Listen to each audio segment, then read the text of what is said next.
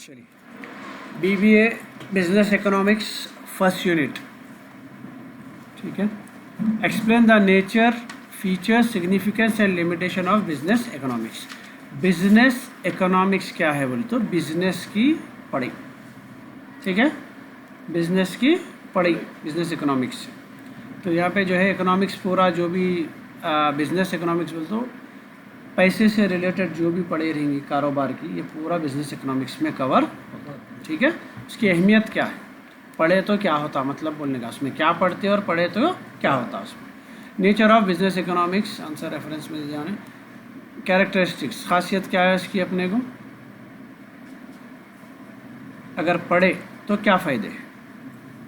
Increase managerial effectiveness, the tool developed by managerial economists increase managers effectiveness by expanding and sharpening his analytical framework। अगर पढ़ेंगे तो आप कारोबार को समझ सकते, बिजनेस को समझ सकते, फ़ायदा कैसा हो सकता, नुकसान से कैसा बच सकते, बिजनेस को कैसा बड़ा कर सकते हैं। तो इसमें क्या है, आपके मैनेजरियल स्किल्स बढ़ते पढ़ने से, ओके। सिलेक्शन ऑफ ऑल्टरनेटिव्स, आप डिसाइड कर सकते हैं। डिसीजन किसको बोलते हैं, जब आपको 2 या 3 चीज़ों में से चूज़ करना रहा, दैट इज़ डिसीजन, उसको बोलते हैं ऑल्टरनेटिव, ठीक है। अब आपको भूख लग रही, आप गए रेस्टोरेंट में, तो आपके पास ऑप्शंस रहते हैं, उसमें से आप चूज़ करते हैं, तो आपको ऑल्टरनेटिव्स मिलते हैं, ये नहीं तो वो, नहीं तो वो, दैट इज़ कॉल्ड ऑल्टरनेटिव। तो आप पढ़ेंगे तो आप अच्छा ऑल्टरनेटिव चूज़ कर सकते बिजनेस के लिए। Competent, it enables the manager to become more competent model builder by providing a number of tools and techniques। आप competent होते हैं, यानी कि उससे बेहतर और क्या हो सकता, इससे बेहतर और क्या हो सकता, हमेशा वो कोशिश में लगे रहते, ठीक है। अब किसी को बाइकों का शौक़ रहता, उन्हें बाइकों को हमेशा कुछ मॉडिफाई करता, कुछ नया कवर डालता, कुछ भी करता, तो जाके मार्केट में अच्छे से अच्छा ढूंढने की कोशिश करता। कोई भी चीज़ में, कपड़े ढूंढने जाते हैं अपन, अच्छे से अच्छा ख़रीदने की कोशिश करते हैं अपन, that is called competent, compete करना है इससे। हेल्प्स इन डिसीजन मेकिंग, वो तो मालूम है, डिसीजन मेकिंग में आप पढ़ेंगे, आप बिजनेस को समझेंगे, बिजनेस के टैक्टिक्स को समझेंगे, तो आप अच्छे से अच्छा डिसीजन ले सकते हैं।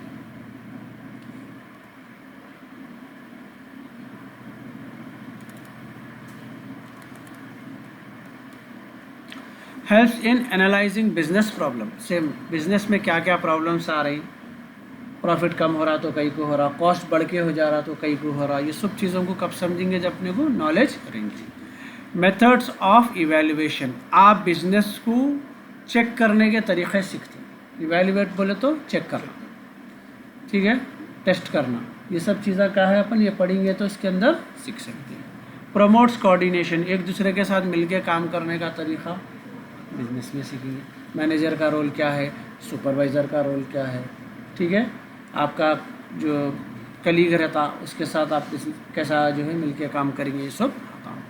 अकम्पलिशमेंट ऑफ टास्क, टास्क को कैसा पूरा करना, ओके। इसके कुछ डिसएडवांटेजेस भी है, जो कुछ लिमिटेशंस भी है। अनसर्टेन मार्केट कंडीशन, आप पढ़ लेते, जैसा कि अक्सर है, अपनी पढ़ाई तो पढ़ ले रही, वो अपने मार्केट में काम आती नहीं आती नहीं मालूम।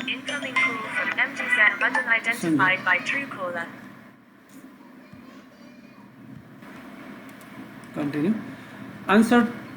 Uncertain market conditions, market conditions change होते रहते, उसके लिए आप ये पढ़े तो फिक्स तो नहीं रह सकते आप।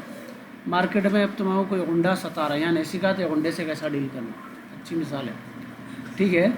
तो यहाँ पे अपने को वहाँ पे क्या है, ये चीज़ें काम में आना ज़रूरी नहीं है।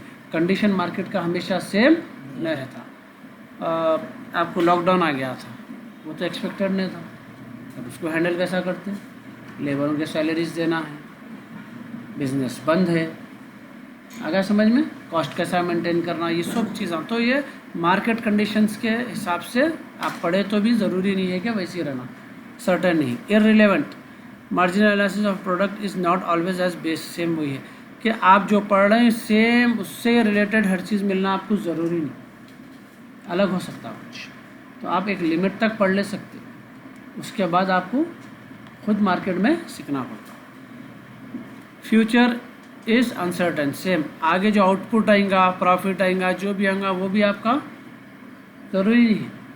बाज़ वक़्त क्लास का जो टॉपर रहता, वो सब्जेक्ट का जो टॉपर रहता, उन्हें प्रैक्टिकल में फेल हो जाता जाके, जो बिल्कुल नहीं पढ़ने वाला रहता उन्हें कामयाब हो जाता प्रैक्टिकल हो सकता। Classification of market, classification the classifying the market practically is not possible. आप मार्केट को छाट नहीं सकते। क्लासीफाई का मतलब होता है छाटना। छाटने का मतलब क्या होता, बड़ा छोटा आलम, दैट इज़ छाटना, अलग अलग करना उसके हिसाब से, तो क्लासीफाई बोलते हैं इसको। तो मार्केट भी आप क्लासीफाई नहीं कर सकते कि आपको किस मार्केट में जाना है, कौन सा मार्केट कैसा है, आप नहीं गेस कर सकते। अब आप बोलो एक बारकस में कोई एक मार्केट आप बोल ही नहीं सकते, खाली ये प्रोडक्ट बिक सकता नहीं बोल सकते। कुछ लोग हैं बोलेंगे, कुछ लोग हैं वो नहीं लेते। अब लोग यहाँ क्या सब्जी नहीं लेते या नहीं लेते, कुछ लोग आ लेते हैं, कुछ नहीं लेते, कुछ कोई और चीज़ में इंटरेस्टेड है, कुछ लेते ही नहीं। तो आप कभी भी मार्केट को क्लासीफाई नहीं कर सकते। ठीक है, बस इसमें चलिए नेक्स्ट क्वेश्चन है, what are the fundamental concepts of managerial economics. यहाँ अलग अलग कॉन्सेप्ट जो उन्हें 2-3 के बारे में पढ़ेंगे। अपॉर्चुनिटी कॉस्ट किसको बोलते हैं, अलग अलग देता है या फंडामेंटल कॉन्सेप्ट बोल देता है। मोस्टली जो मैं पहला आंसर पढ़ा है वो आ जाता है, उसको अच्छा पढ़ो। Opportunity cost, discounting principle, equi marginal rule क्या है, ये अलग अलग तरीके से पूछे हुआ है। ये 2 के ऊपर ज़्यादा फोकस करेंगे अपन, ठीक है, 2 या 3 पे।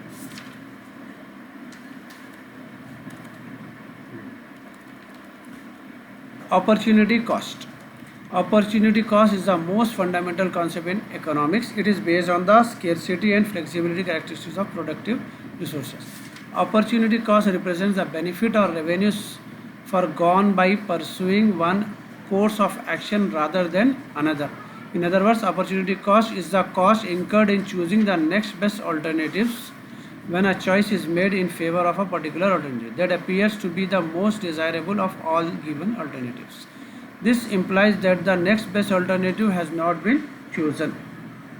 Opportunity cost में क्या है बोले तो आपके पास 2 ऑप्शन है। आपकी ज़मीन है, आपकी ज़मीन पे समझो आप कुछ कारोबार कर रहे हैं, तो आपको 1 लाख रुपए समझो महीने को कमा सकते हैं आप नेट प्रॉफिट।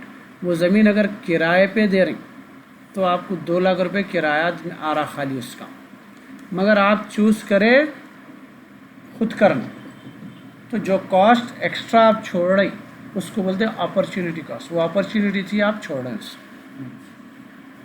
आगे बात समझ में, रीजंस कुछ भी होंगे मगर ये है, आगे बात समझ में, तो उसको बोलेंगे opportunity cost.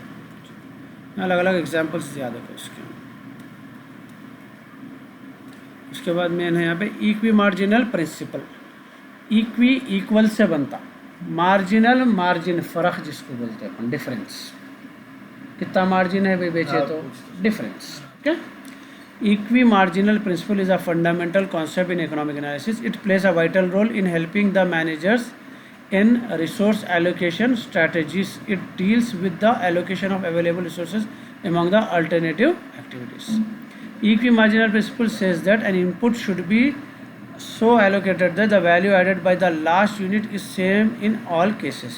In other words, a factor of input should be employed in different activities in such a proportion that its value of marginal products is same in all the uses such that an optimal level is reached.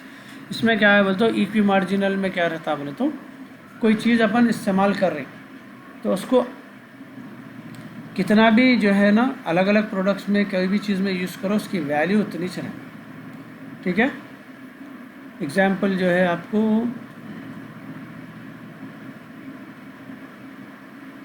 Suppose के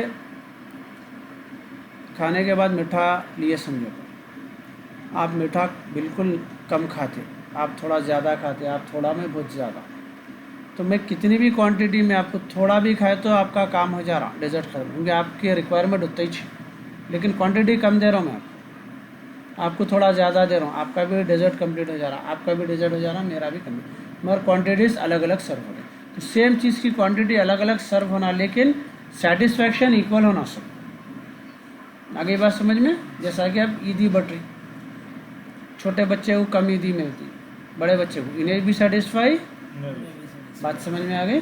that is equi marginal, फ़र्क कितना भी रहने दो, satisfaction equal रहना, equi marginal. Done. Last इसमें आ रहे नहीं, ज़रूरत नहीं, उसको लिखरास वाले कुछ याद नहीं होंगे। चलिए डिस्काउंटिंग प्रिंसिपल एक देख लेंगे इसमें। In managerial decision making process the discounting principle is stated as if a decision affects cost and revenue at future dates, it is required to discount those costs and revenues to present values before a valid comparison of alternative is possible. So, discounting principle में क्या है बोले तो अब for example अब मैं आपको एक ज़मीन बेच दिया, आज वो ज़मीन की वैल्यू है 10 लाख रुपए, आप बोल रहे हैं मैं इंशाल्लाह जो है 2 साल में पैसे दे देता हूँ। 2 साल में वो 10 लाख की ज़मीन 12 लाख की हो जा सकती। तो मैं अगर पेमेंट जब मेरे को 2 साल के बाद मिलने का है तो मैं 10 लाख का अगर दे रहा हूँ तो पहले सोच लेना, मैं अगर पेमेंट 2 साल के बाद का है तो अभी से मैं 12 लाख का रेट लगा के देना। ये जो डिफरेंस आ रहा this is called discounting principle. Future में जो हो सकता उस हिसाब से अभी से रेट सही तय करना उसका। आगे बात समझ में, दैट इज़ डिस्काउंटिंग। आप देखते हैं अगर इंस्टॉलमेंट्स का जो प्रोसीजर देखते हैं आप, अगर आप 1 साल का इंस्टॉलमेंट लिए तो आपको रेट अलग लगाता, 2 साल का लिए तो रेट अलग आता, 3 साल का लिए तो रेट बढ़ते चले आता, क्योंकि ये लोग फ्यूचर वैल्यू से कैलकुलेट कर नहीं कम कैसा होती पैसे की वैल्यू हो रही है। अगर समझो कि उन्हें आपको 1 लाख की 2 लाख की गाड़ी अब दे दे रहा, ठीक है, अब 1 साल के बाद समझो आपके से उसको 10,000 रुपये मिल रही। 2 साल के बाद में अगर उन्हें 10 है फिर 10 20 में वो 2 लाख रुपए उन्हें कहीं भी इन्वेस्ट करके डबल ट्रिपल हो जाते थे। वो 2 लाख के उन्हें आगे चल के 4 भी कर ले सकता था, टाइम ज़्यादा मिल रहा ना, तो वो हिसाब से जितना लंबा टाइम होता है उतना ज़्यादा अमाउंट होता। तो वो जो डिफरेंस आता that is called discounting principle. Okay, ये हो गया सेकंड आंसर, बस यूनिट ख़त्म।